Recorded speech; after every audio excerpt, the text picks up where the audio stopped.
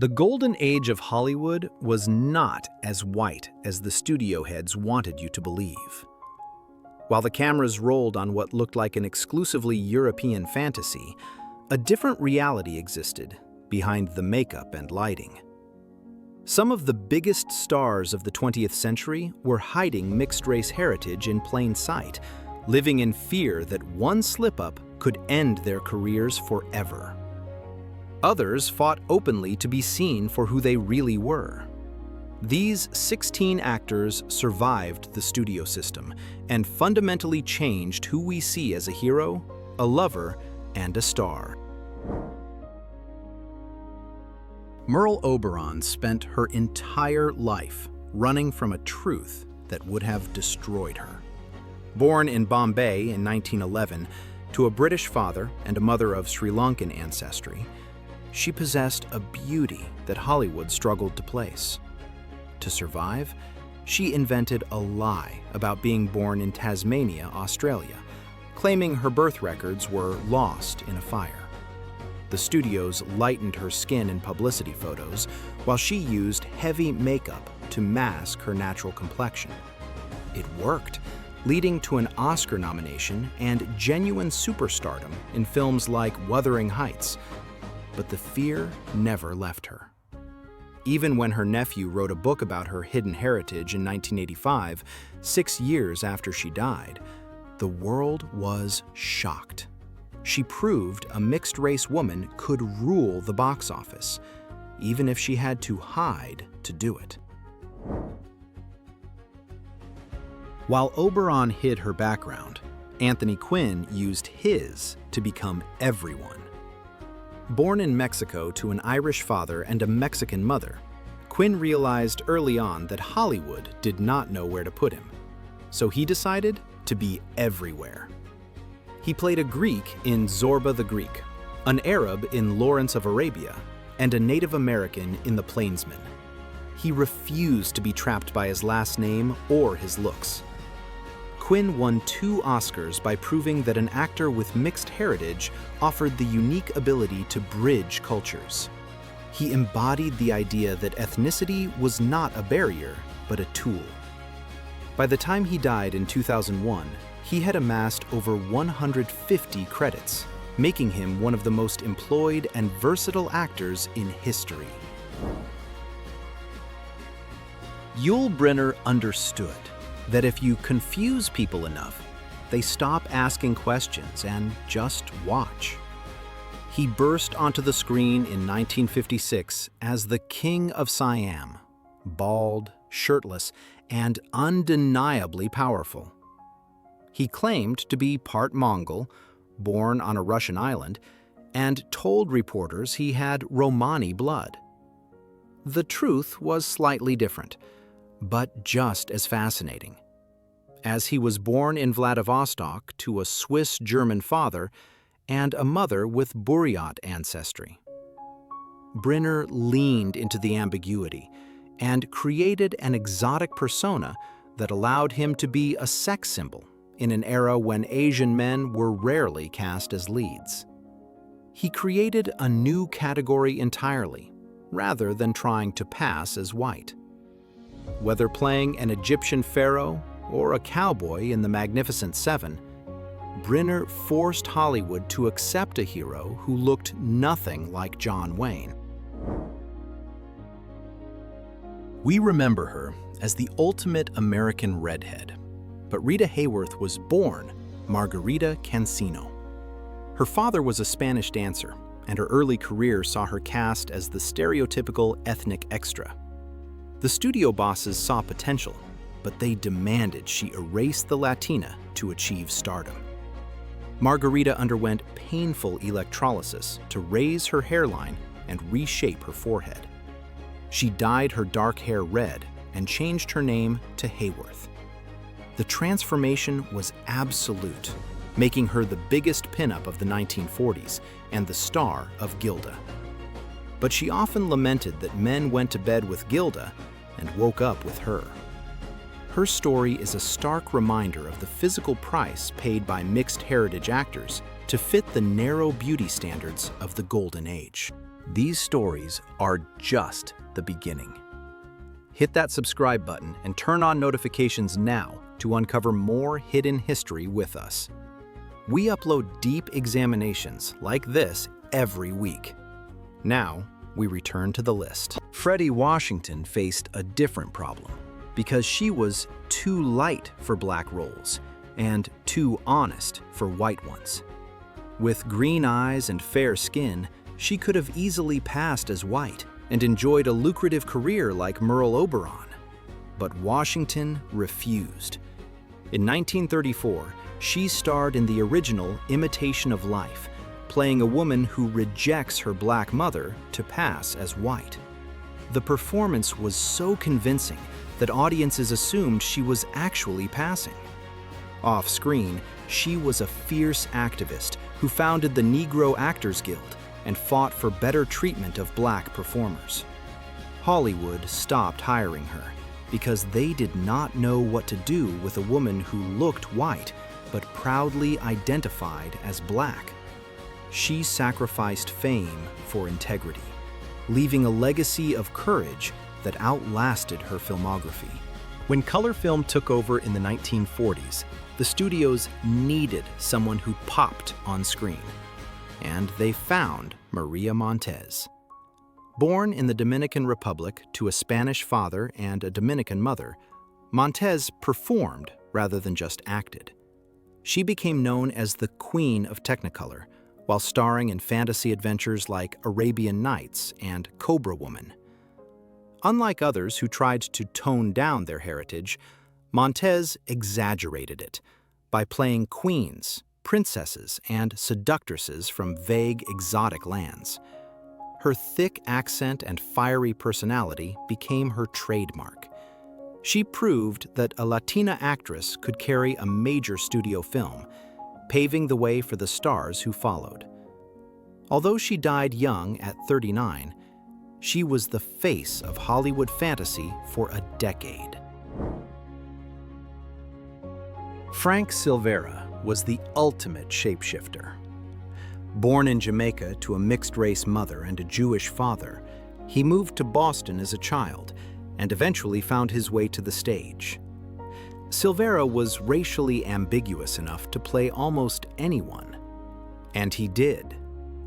In one film, he was a Mexican bandit, in the next, a Tahitian prince, and in another, a white military officer. He called himself the Man with 1,000 Faces. But Silvera was a pioneer rather than just a character actor, founding the Theater of Being in Los Angeles to help black actors break free from stereotypes. He used his ability to cross color lines to keep working, proving that talent has no ethnicity.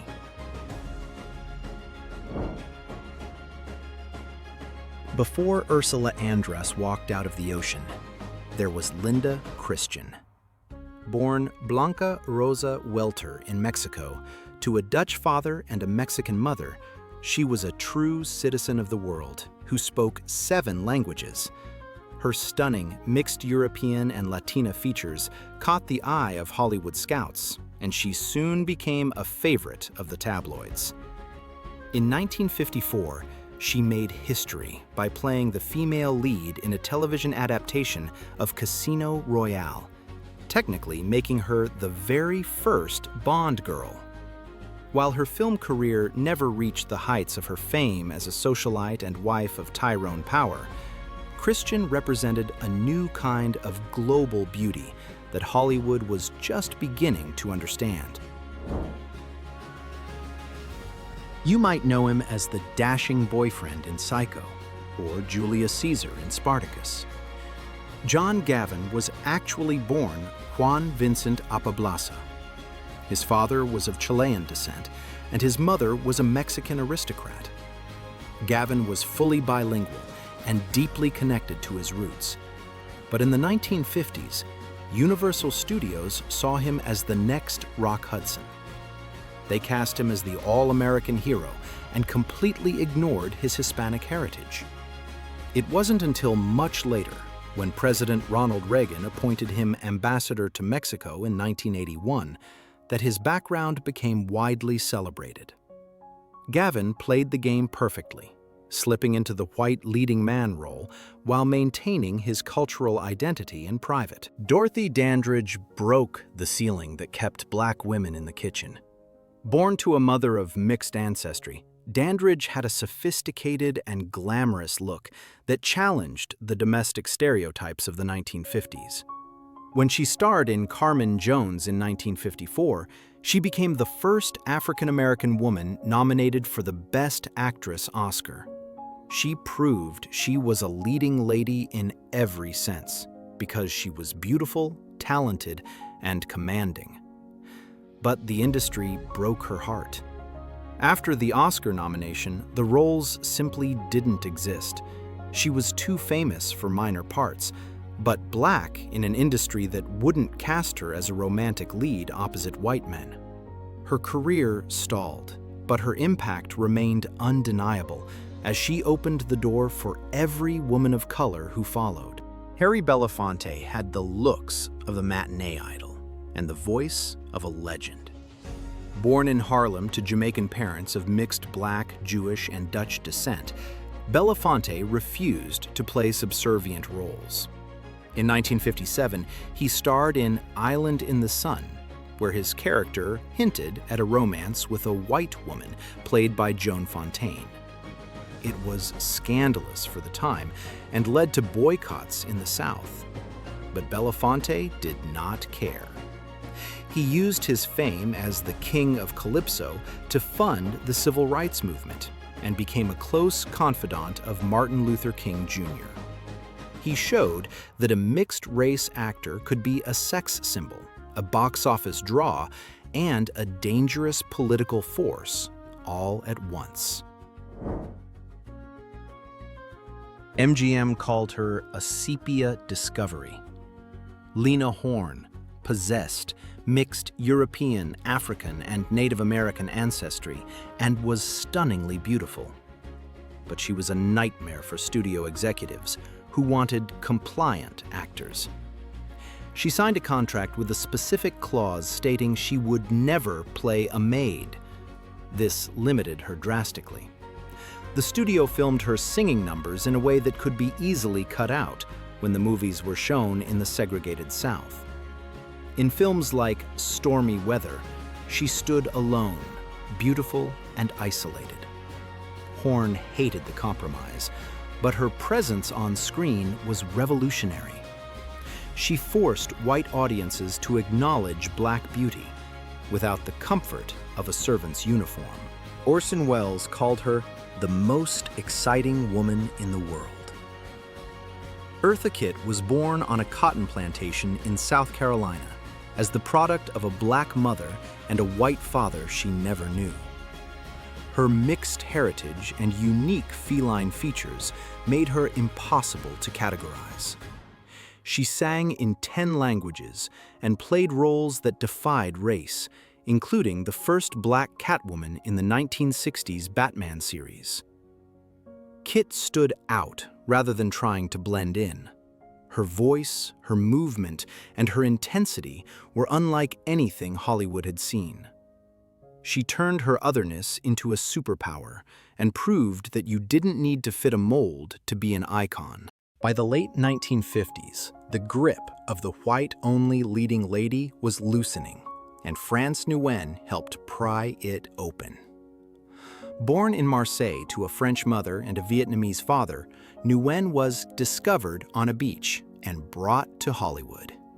She stunned audiences in South Pacific in 1958 while playing a young Tonkinese woman. Unlike the caricatures of the past, Nguyen brought a raw and youthful beauty that felt modern. She was the romantic interest rather than just exotic set dressing. Her success proved that audiences were ready for mixed-race faces in prominent roles, setting the stage for the diversity that would slowly trickle into the 1960s. If France Nguyen opened the door, Nancy Kwan kicked it down. Born in Hong Kong to a Chinese father and a Scottish mother, Kwan became an overnight sensation in 1960 with The World of Susie Wong. For decades, Hollywood had used white actors in yellowface for Asian roles, but Quinn changed that. She was an actual Eurasian actress, playing a lead role in a major studio film. Her bobbed hair became a global trend, and she became a style icon. Quinn proved that a mixed-race Asian actress could carry a film to box office success without hiding her heritage. She bridged the exclusion of the Golden Age and the modern era. We end with the woman who signaled the final shift.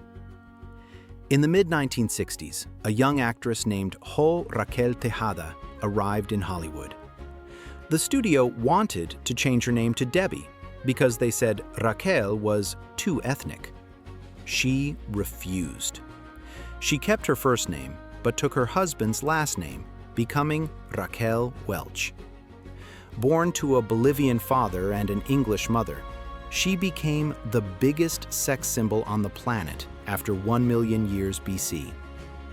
While she didn't play Latina roles initially, she refused to anglicize her first name, forcing the world to say Raquel. It was a small but powerful act of defiance that closed the book on the era where actors like Rita Hayworth had to erase themselves completely. These 16 actors did more than just memorize lines, as they navigated a minefield of prejudice with grace and grit. From Merle Oberon's lifelong secret to Raquel Welch's defiance, they slowly dismantled the idea that a movie star had to look a certain way. They were the pioneers who turned the Golden Age into something truly global. We are still feeling their impact today, every time we see a diverse cast on screen. Thanks for joining me on this journey through history. And if you want more stories like this, hit subscribe, and I will see you in the next one.